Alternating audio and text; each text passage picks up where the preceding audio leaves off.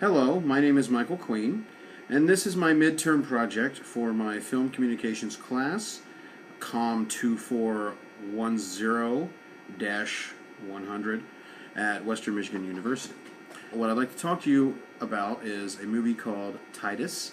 It's from 1999, and it is a film adaptation of Titus Andronicus by William Shakespeare. The film stars the great Sir Anthony Hopkins and the equally great Jessica Lange, among a cast of many great others.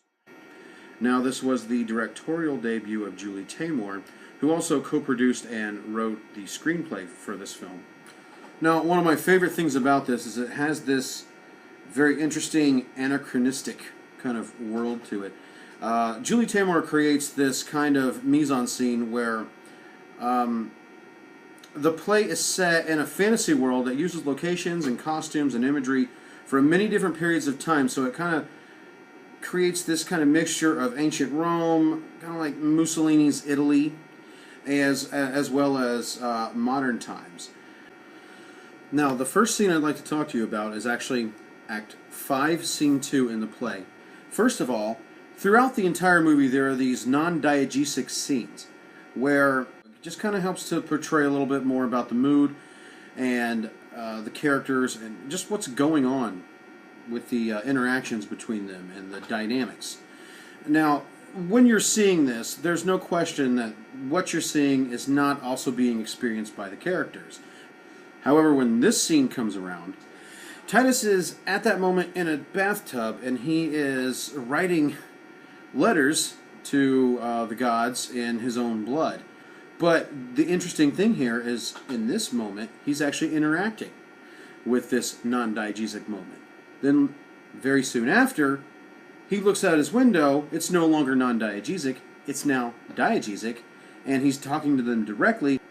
Julie Taymor utilizes the fade-in, fade-out in scenes to kind of create a passage of time.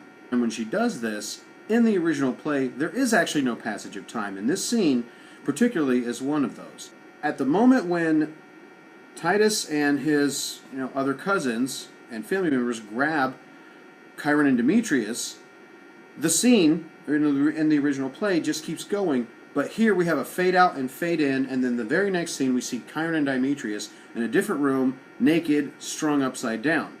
And then the scene continues. I have this idea.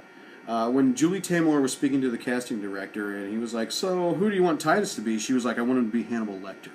And if you watch this scene here, he totally does the Hannibal Lecter. He even does that. We have this great close-up of Anthony Hopkins. Notice the three-point lighting. It really models his features. There is a light behind him, kind of creating an outline to his features. The key light is underneath him. Instead of a 45-degree angle above the eye, it's below the eye, right after he cuts their throats and talks about how he's about to feed them to their mothers.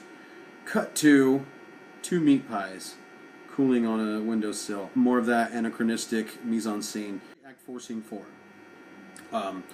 It involves the character of Aaron. First, we see Aaron. We see him on the ground. He's actually in chains here. If you notice here, we have an upshot every time that we look at Lucius. Then we have a downshot every time we look at Aaron.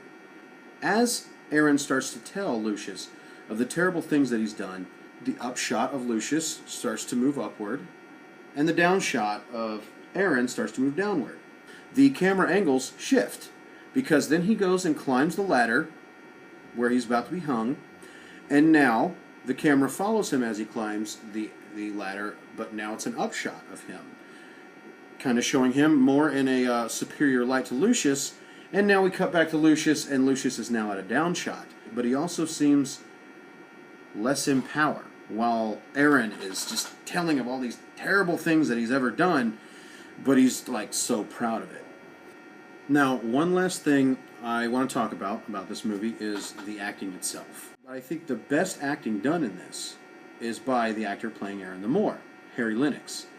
Now, in every interpretation of this play I've ever seen, Aaron is nothing more than a villain. He's a flat character.